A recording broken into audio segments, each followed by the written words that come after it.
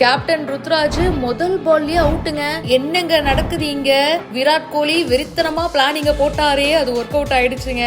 Anushka Sharma, Maxwell, two பிளஸிஸ்னு எல்லாருமே செம்ம ஹாப்பியா இருக்காங்க. சிஎஸ்கே vs ஆர்சிபி மேட்ச் நடந்துச்சு. ஸோ இதுல பாத்தீங்கன்னா ஆர்சிபி சூப்பரா ஆடினாங்க. 20 ஓவர் முடிவுல 218 ரன்னுங்க. இந்த மேட்ச்ல 200 ரன்னுக்கு மேல நம்ம சிஎஸ்கே அடிச்சாலே பாத்தீங்கன்னா நம்ம பிளே ஆஃப்க்கு போயிடுவோம். ஸோ ஒரு நம்பிக்கையோட தாங்க களத்துல இறங்கணும்.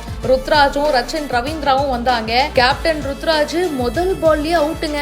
என்னடா இப்படி அடிச்சிட்டேன்னு அவரே நொந்துதான் போறாரு. மேக்ஸ்வெல்லோட பவுலிங்ல எடுத்த உடனே விக்கெட் அப்படின்னு சொல்லிட்டு ஆர்சிபி ஒரு பக்கம் செம்ம ஹாப்பி ஆயிட்டாங்க. மேக்ஸ்வெல், விராட் கோலி, டூ பிளஸிஸ்னு எல்லாரும் செம்ம ஹாப்பியா ஒருத்தருக்கு ஒருத்தர் ஹக் பண்ணி வெற்றியை கொண்டாடுறாங்க. இன்னொரு பக்கம் அனுஷ்கா சேர் அப் பண்றாங்க.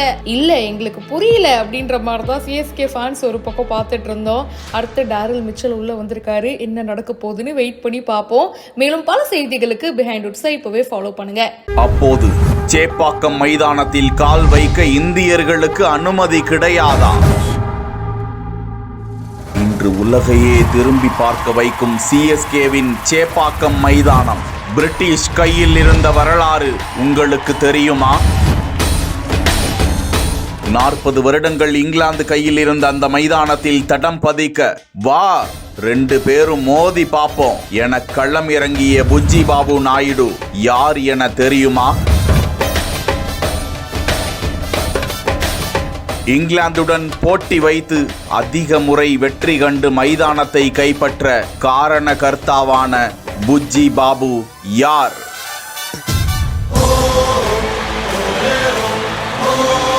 சேப்பாக்கம் மைதானம் கடந்து வந்த வரலாறு.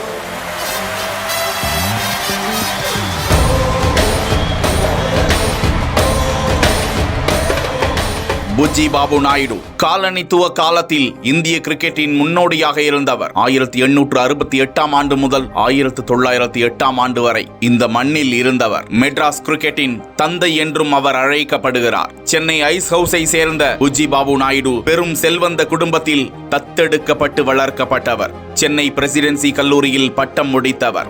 ஆரம்பத்தில் இருந்தே அவருக்கு டென்னிஸ் மற்றும் கிரிக்கெட்டில் அதிக நாட்டம். அப்போது கிரிக்கெட் விளையாட்டு வெளிநாட்டவர்கள் மட்டும் விளையாடும் ஒரு விளையாட்டாக பார்க்கப்பட்டது. பிரிட்டிஷார் சேப்பாக்கம் மைதானத்தில் விளையாடி கொண்டிருந்த போது தூரத்தில் இருந்து எட்டி பார்ப்பவர்களாகத்தான் தமிழர்களும் கிரிக்கெட் வீரர்களும் இருந்தனர். அப்படியே கிரிக்கெட் விளையாண்டாலும் வெளி மைதானங்களில் தான் விளையாட வேண்டும். சேப்பாக்கத்தில் விளையாட அனுமதி கிடையாது. புஜ்ஜி பாபு நாயுடு ஒரு சிறந்த கிரிக்கெட் பிளேயராக இருந்தார். அவர் ஏராளமான இந்திய வீரர்களுக்கு அப்போது பயிற்சியும் அளித்தார். வெளிநாட்டு ஜாம்பவான்கள் விளையாடக்கூடிய அந்த மைதானத்தில் ஏன் இந்தியர்கள் கால் வைக்கக்கூடாது, ஏன் அவர்களோடு போட்டியிடக்கூடாது என கோபம் அடைந்த நாயுடு மெட்ராஸ் யுனைடெட் கிரிக்கெட் கிளப்பை உருவாக்கினார். 1888 ஆண்டு எஸ்பிளனேட் அருகே ஒரு பகுதியை தேர்வு செய்து மைதானத்தை உருவாக்கி 6 ஆடுகளங்களை தயார் செய்தார். மெட்ராஸ் கிரிக்கெட் வரலாற்றின் முக்கிய அடையாளமாக அது மாறியது. கிளப்பின் மைதானம் உள்ளூர் மக்கள் விளையாடுவதற்கு,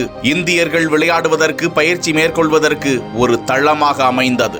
ஏராளமான இந்திய வீரர்களுக்கு புஜ்ஜி பாபு நாயுடு பயிற்சியும் அளித்தார். அவர்களுக்கு தேவையான உடைகள் மற்றும் உபகரணங்களையும் வழங்கினார். புஜ்ஜி பாபு நாயுடுவின் கனவு எல்லாம் ஆங்கிலேயர்களை எதிர்த்து விளையாட வேண்டும். அந்த ஆட்டம் முதலில் 1908 ஆண்டு நடந்தது.